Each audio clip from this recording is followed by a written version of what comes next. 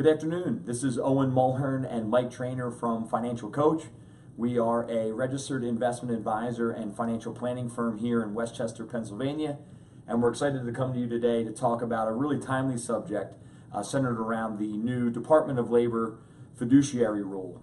So Mike, kind of launching the topic here, what is the fiduciary rule, and maybe just as important is how is it different from the standards today? So essentially, the fiduciary standard obligates investment advisors and brokers to place their clients' interest ahead of their own when recommending investments in retirement accounts. That sounds pretty reasonable, but it differs from the standard that currently in place, which is known as suitability. And all you have to do there is demonstrate that an investment is suitable given a client's particular circumstances. Now, in practice, what that means is that of all the investment options that may be available, an advisor could, in theory, recommend the very worst one on the list, and by worst, it usually means expensive and high fee, and still be in the clear. So it creates kind of a low bar to clear.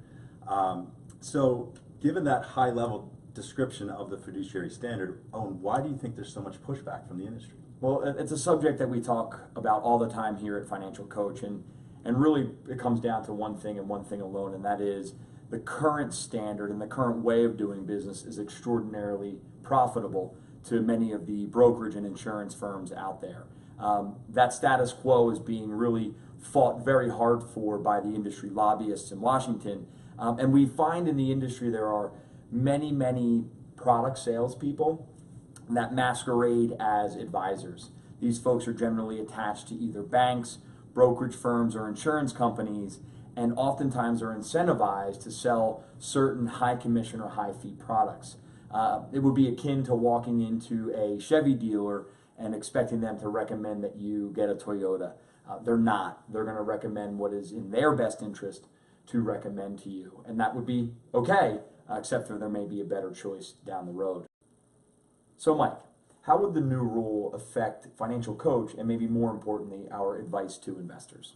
Well, first, investors should know exactly how their advisor is compensated and whether specifically there are any conflicts of interest in the form of a commission being paid to sell a specific product. As far as Financial Coach is concerned, whether the rule is implemented or not doesn't matter. We've been operating as fiduciaries for a long time now. It's the right way to do business. And you know, investors are asking more and more questions of their advisors. Are you a fiduciary? They've heard about this, and they're getting wise to the fact that business is done very differently across firms. And those firms that operate as fiduciaries, removing conflicts of interest, and being transparent and open are going to be the firms that win in the future.